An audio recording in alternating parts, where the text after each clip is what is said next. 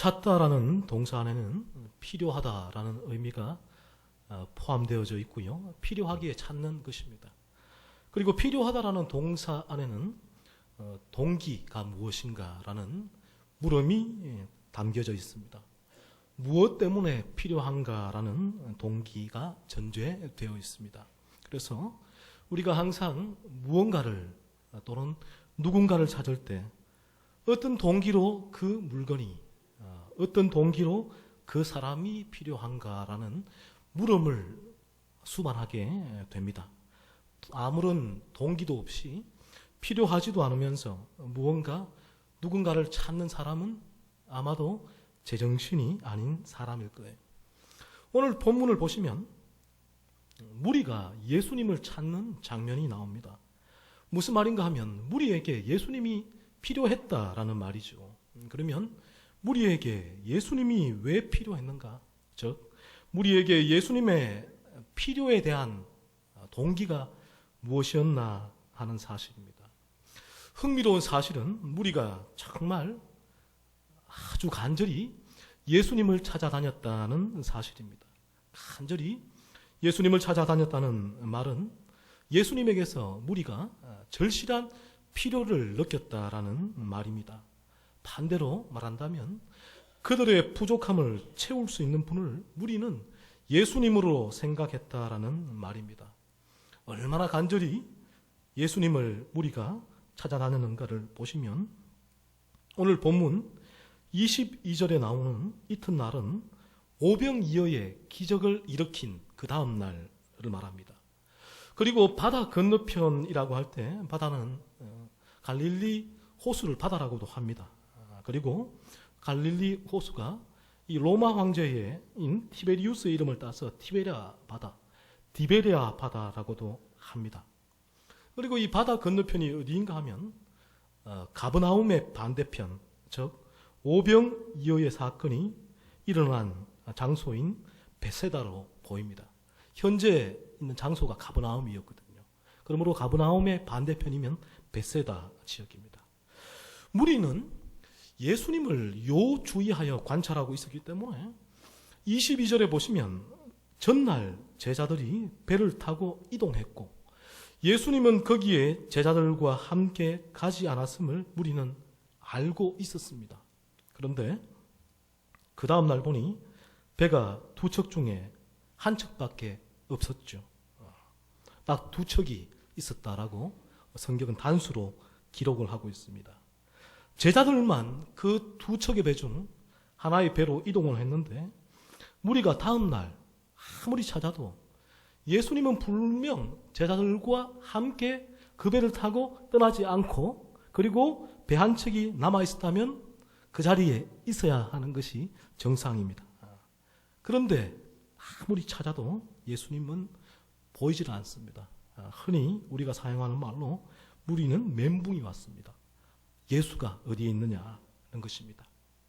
마치 시장통에서 잃어버린 자식을 찾듯이 무리는 예수님을 찾아다녔습니다. 여기 추리를 해보고 이곳저곳 찾으러 갔습니다.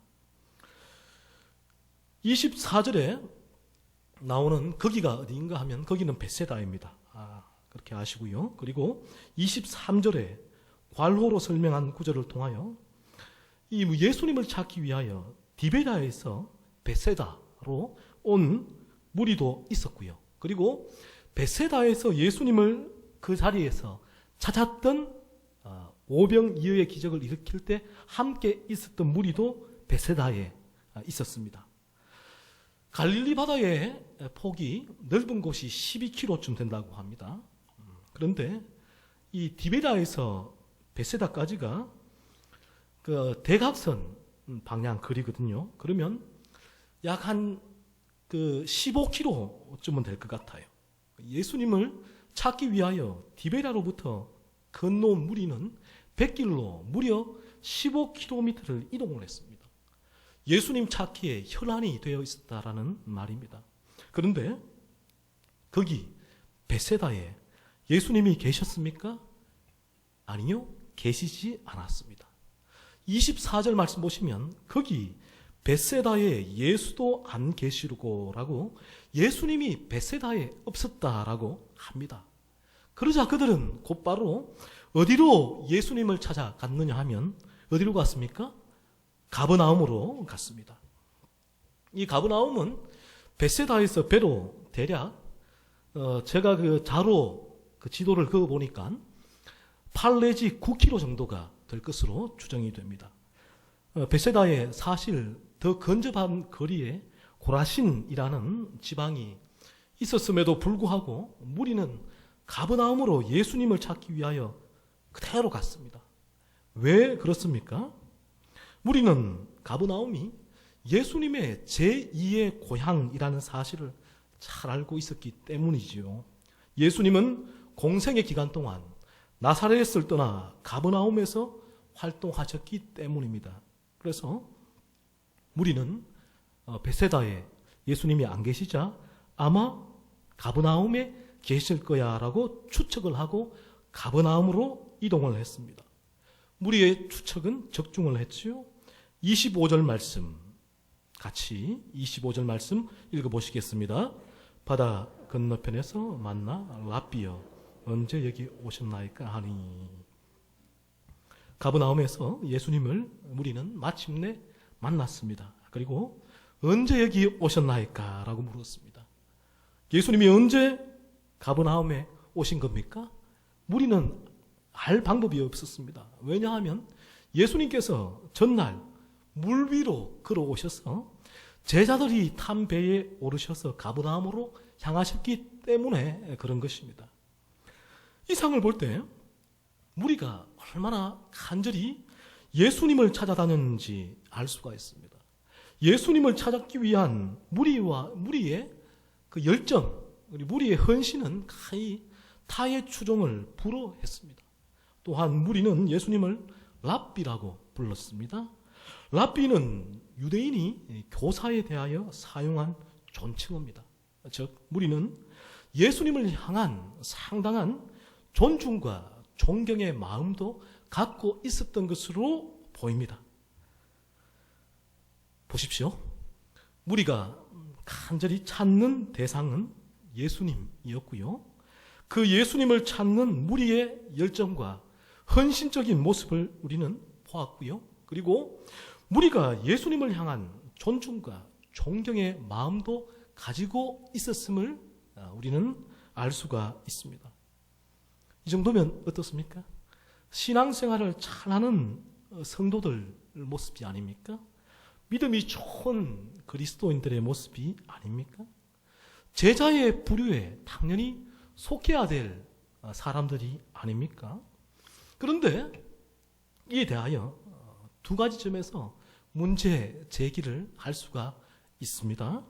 첫 번째 문제 제기는 무리가 믿음 좋은 성도가 아니라는 것이에요. 그 문제 제기는 무리라는 호칭에서 알 수가 있는데 이 성경이 무리라는 호칭을 어떤 의미로 사용하느냐 할 때 무리는 제자와 반대되는 의미로 사용을 합니다. 이 성경에서는 무리라는 단어가 헬라어로는 오클로스인데 오합지졸이라는 뜻이 있습니다. 오합지졸은 까마귀가 모인 것과 같은 무리라는 뜻이잖아요. 어중이 떠중이가 모인 군중을 말합니다. 믿음으로 예수님을 따르는 자는 제자이고요. 그리고 믿음 없이 모여 다니는 어중이 떠중이가 무리입니다. 눈이 펄개지도록 예수님을 쫓아다닌 이들을 보고 성경은 놀랍게도 무리라고 호칭을 합니다. 무리는 구원받지 못한 자들로서 참된 믿음을 소유하지 못한 자들입니다. 따라서 예수님을 간절히 찾아다녔다고 해서 이들이 구원 백성이고 믿음 좋은 제자의 부류일 것이다라는 추측은 옳지 않게 되는 것입니다. 두 번째 문제 제기는 이들에 대하여 우리 주님께서 친히 하신 평가 때문입니다. 26절 말씀입니다. 26절 말씀 같이 읽어보십니다. 예수께서 대답하여 이르시되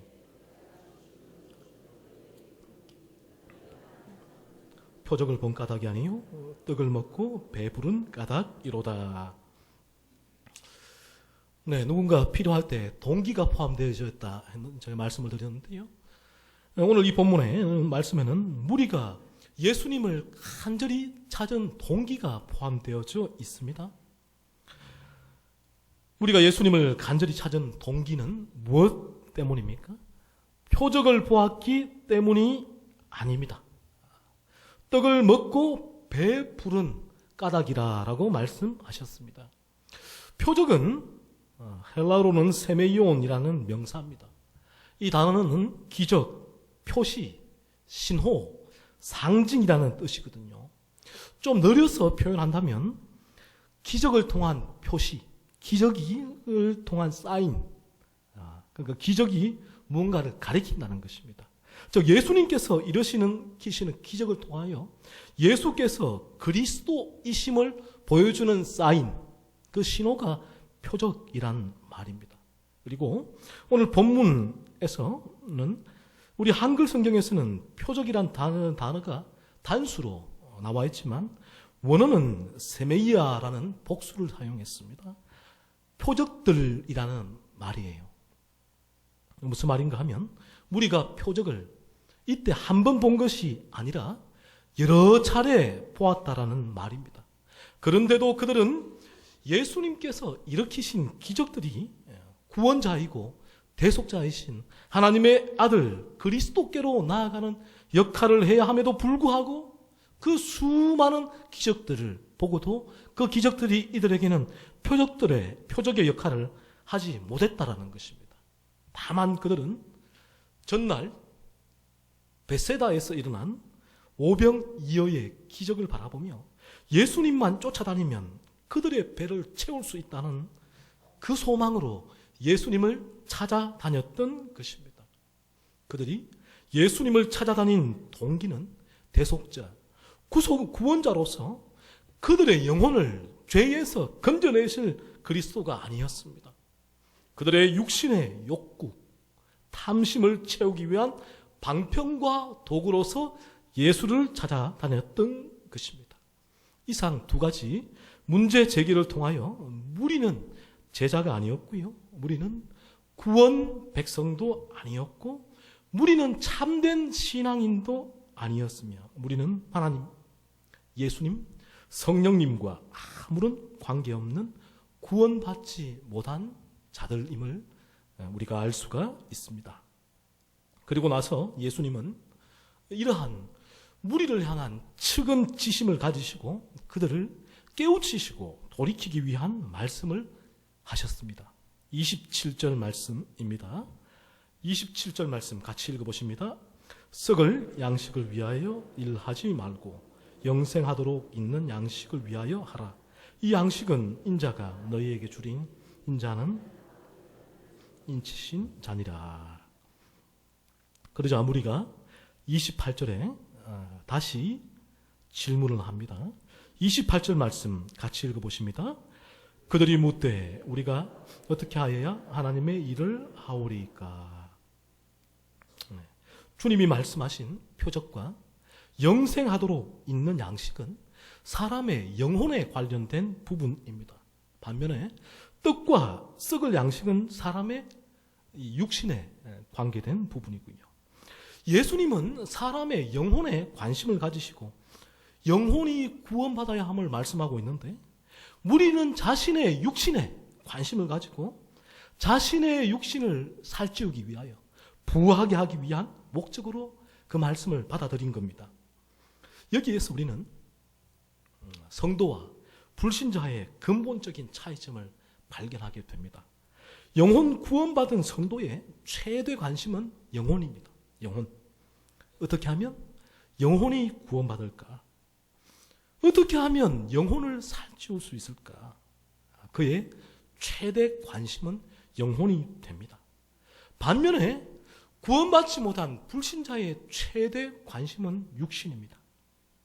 그들의 영혼이 구원받지 않았기 때문에 당연히 영혼을 볼 수 없고 영혼에 관심을 가질 수가 없습니다. 그래서 그들은 어떻게 하면 육신을 살찌울까를 고민하게 되는 것입니다. 그것만을 고민하게 됩니다. 이런 비유로 말씀드리면 좀 더 쉽게 이해될 것 같습니다. 방에 맛있는 음식을 테이블 위에 차려놓았습니다. 그리고 방 한 구석에는 먹다 남은 음식물 쓰레기가 가득 담긴 통을 놓아두었고요. 그리고 돼지 한 마리를 방에다 들여다 보내었습니다. 여러분, 돼지가 어디로 달려갔겠습니까? 돼지가 점잖게 테이블 앞 의자에 앉아서 목에 냅킨을 두르고 나이프와 포크를 들고서 폼나게 스테이크를 썰어서 먹었을까요? 아닙니다. 이 돼지는 더럽고 지저분하고 냄새나는 먹다 남은 음식물 쓰레기가 가득 담긴 통으로 달려가 개걸스럽게 입을 쳐박고 그렇게 먹었을 것입니다. 돼지에게는 이 더러운 음식물을 먹는 것이 행복입니다. 그런데 이런 일이 일어나지는 않겠지만 만약에 그 돼지가 어느 날 사람이 되었다고 하십시다. 그러면 사람이 그 방에 들어가서 오물통에 담긴 음식물을 먹지 않을 것입니다. 이런 근본적인 차이가 성도와 불신자의 차이입니다. 그러면 오늘 본문을 통하여 우리는 무리가 아닌 참된 성도의 징표를 찾아볼 수가 있습니다. 단순히요, 예수님을 간절히 찾는 것, 그리고 예수님을 향한 열정, 그리고 헌신이 탁월한 것, 예수님을 존경하고 존중하는 것이 성도를 가름해내는 징표가 아니라라는 것입니다. 참된 성도의 징표가 무엇인고 하면 그리스도가 목적이에요. 그리스도가 과정이고 그리스도가 동기입니다. 그래서 그리스도께로 나아가는 것입니다. 그리스도 자체, 그분이 성도가 구하는 전부가 되는 것입니다. 무리는 그렇지 않았죠. 무리가 예수를 간절히 찾은 이유는 자신의 육신의 욕심을 채우기 위한 이 전부였습니다. 우리에게는 예수는 단지 자신들의 욕심, 야망, 욕망, 탐심을 채우기 위한 방편과 수단이었을 뿐이잖아요.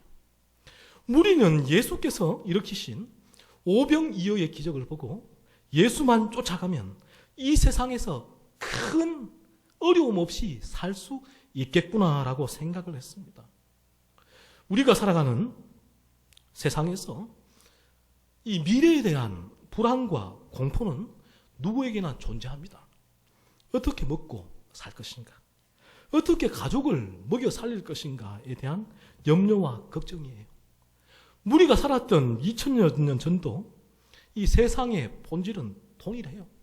그때의 무리나 오늘날 우리나 마찬가지로 삶에 대한 걱정, 두려움, 공포가 우리 마음에는 존재를 합니다. 내일에 대한 두려움과 공포를 없애기 위하여 오늘 열심히 일하는 거예요. 그러나 내일에 대한 공포와 두려움이 오늘을 덮어버리면 사람은 낙심과 좌절에 빠지게 되고요. 거기서 더 나아가게 되면 삶에 대한 포기로까지 이어지게 됩니다. 얼마 전 뉴스에 난 기사인데요. 강남 상류층에 살던 40대 후반의 중년 남자가 회사를 그만두었습니다. 11억가량 되는 아파트를 담보로 해 5억 대출받아 주식에 투자를 했습니다. 그런데 2억 7천 날렸고요. 생활비로 1억을 썼습니다. 그러면 남은 돈이 얼마예요? 1억 3천. 그리고 부인 통장에 3억이 있었고요. 그리고 또 그 아파트를 팔면 차에 6억 정도가 있었잖아요. 다 도합하면 10억 정도나 되는 돈이 있었습니다. 그런데도 이 남자는 아내와 두 딸을 목 졸라서 죽이고 자신도 자살하려다가 실패하고 붙잡혔습니다. 무엇입니까? 내일에 대한 두려움과 공포가 이 남자의 오늘을 삼켰기 때문이에요. 미래를 생각할 때 견딜 수 없는 공포, 두려움에 짓눌려서 인생을 포기해버렸습니다. 무리는 그들도 이러한 무섭고 두려운 인생을 살아가면서 오병이어의 기적을 일으킨 예수라는 분에게서 한 줄기 빛을 본 것입니다. 떡 5개와 물고기 2마리로 남자만 5,000명을 먹이고도 12광주리를 남긴 분이라면 이분만 쫓아다니면 내일에 대한 두려움과 공포의 먹구름이 내 마음에서 그치겠구나. 장밋빛 미래가 펼쳐질 수 있겠구나. 더 이상 미래에 대한 불확실성이 아니라 확실한 삶을 보장받을 수 있겠구나. 그래서 그야말로 미친 듯이 예수를 찾아다녔던 것이죠. 이와 같이 무리에게는 그리스도가 동기, 목적, 결과가 아니었습니다. 무리에게 그리스도는 그들의 육신을 살찌워 주는 분이었고요. 그들의 인생을 안정되게 만들고 부하게 만드실 수 있는 분이었습니다. 그래서 랍비로 존경할 만한 분이었습니다. 구세주가 아니라 랍비로. 그러나 우리 예수 믿는 성도의 동기, 목적, 결과는 그리스도십니다. 그리스도. 성도는 모든 것을 통하여 그리스도에게 연결이 되어집니다. 그리스도와 한시라도 떨어질 수가 없습니다. 미래에 대한 막연한 삶도 공포와 두려움으로 그에게 다가오는 것이 아니라 오히려 그러한 미래에 대한 막연한 삶 자체도 그리스도와 연결이 되는 것이죠. 현실에 대한 삶의 고난, 환난도 삶에 대한 실의, 공포, 분노가 되는 것이 아니라 오히려 삶에 대한 고난도 그에게는 그리스도로 연결이 되었습니다. 구원받은 성도의 인생은 항상 그리스도에게로 연결이 되어집니다. 그 사실을 잘 보여주는 첫 번째 말씀이 26절입니다. 저희가 읽은 말씀인데 여기에서 표적을 본다라는 말은 말씀드린 대로 주님께서 행하신 기적을 통하여 구원자, 메시아, 대속자 그리스도를 바라본다는 말입니다.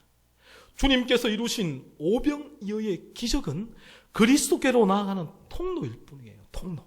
그리스도가 하나님의 아들 되심과 나의 구원자, 대속자 되심을 바라보게 만드는 통로의 역할을 한다는 말이지요. 두 번째로는 27절 말씀입니다.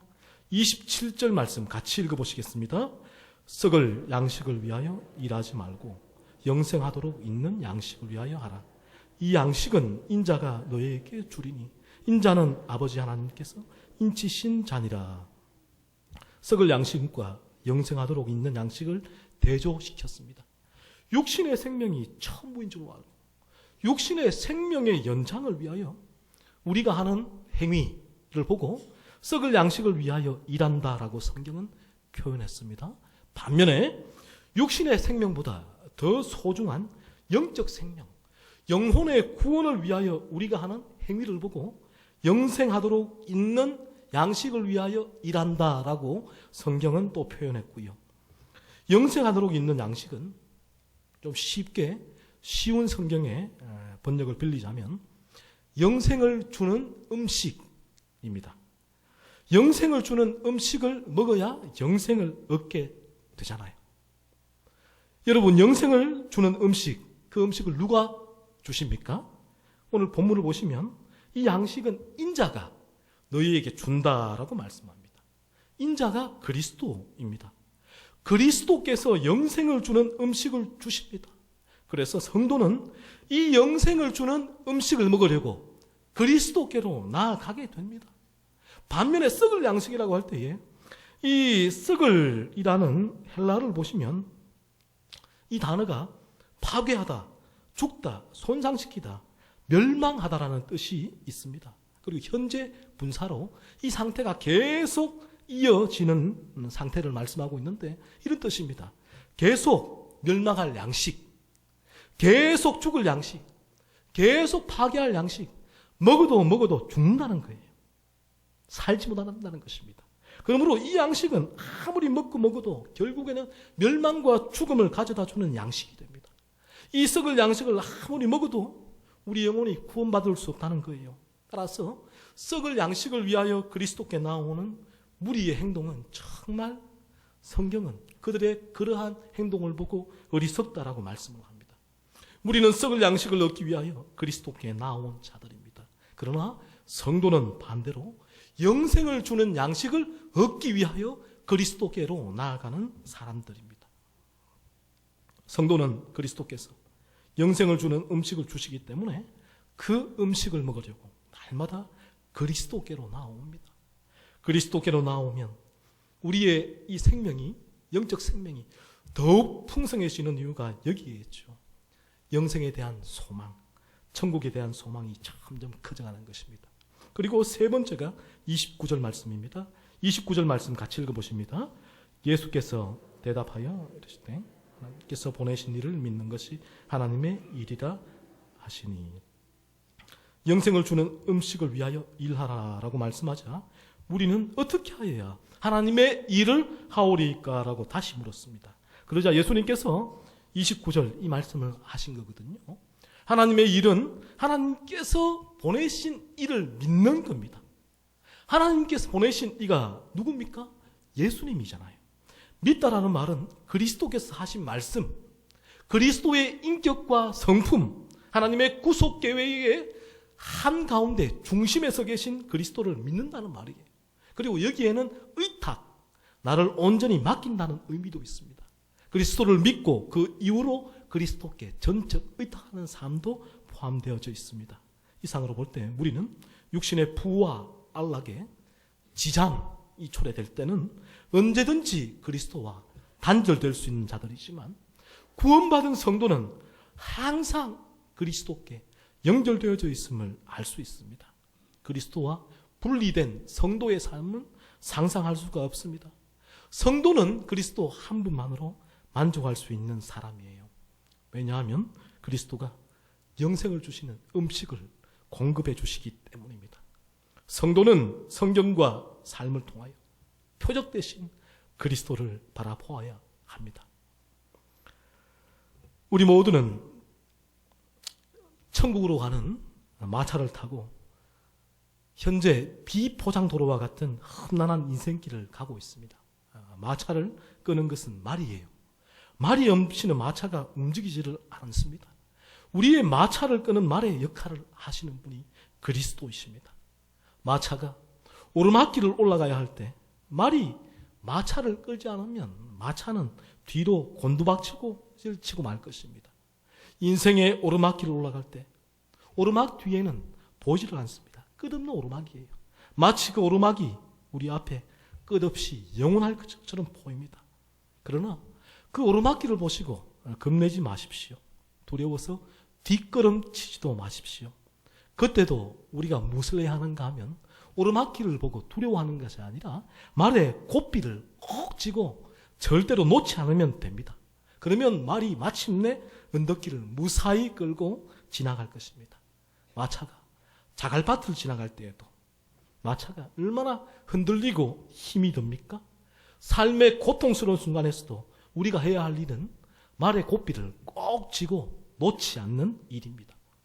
성도는 인생의 마차를 타고 가면서 말의 고삐를 절대로 놓지 않는 사람들이에요. 여기에 생명이 있고 여기에 길이 있고 여기에 해답이 있습니다. 마차가 오르막길이나 자갈밭이나 비포장 도로를 달릴 때 말의 고삐를 버려버리고 두려워서 무서워서 마차를 붙들거나 마차 안에 타고 있는 다른 사람을 붙들어서는 안 됩니다. 큰일 나지요. 말의 고삐를 꼭 쥐고 있어야 됩니다. 성도는 이와 같이 그리스도를 꼭 붙드는 사람입니다. 우리에게 그리스도는 나의 이익을 위한 수단이 아닙니다. 그리스도를 나의 안위와 만족과 영화를 위한 수단으로 여기는 사람들이 무리입니다. 그리스도는 나의 전부입니다. 나에게서 그리스도를 제하여버리면 빈 껍데기가 되어버리는 사람이 그리스도인 성도입니다. 나의 안위와 만족과 영화가 다 이슬같이 사라진다고 해도 그리스도만으로 만족하는 사람이 그리스도인입니다.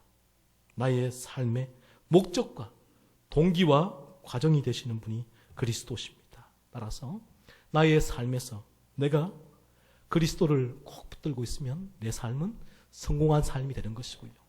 내가 그리스도를 놓아버리면 의성도의 삶은 실패하는 삶이 되는 것입니다. 그리스도로 말미암아 영원한 생명을 날마다 공급받으시기를 간절히 소원합니다. 그러면 이 땅에서의 아픔, 환난, 눈물을 그 영원한 생명이 뒤덮어 줄 것입니다. 영원한 생명이 여러분에게 소망을 줄 것입니다. 세상에서의 삶이 두려우세요? 세상에서의 삶이 희망이 없다고 느끼고 또 느낀 적이 있으십니까? 내일의 삶에 대한 걱정과 염려 가운데 혹시 떨고 계시진 않으신지요? 그리스도께 나아가십시오. 그리스도의 십자가를 붙드십시오. 절대 놓지 마십시오. 십자가를 붙들고 그리스도로 호흡하게 되면 여러분은 세상의 파도가 아무리 높게, 세상의 폭풍우가 아무리 크게 여러분에게 몰아쳐와도 당당히 그것들과 맞서서 자신 있게 싸우며 승리하며 살아갈 수 있게 될 것입니다. 저와 여러분에게 지금 이 시간 필요하신 한 분은 바로 그리스도인 줄로 믿습니다. 저를 한번 따라 하시죠. 그리스도로 만족합니다. 네, 한 번 더 따라 하실까요? 그리스도로 만족합니다.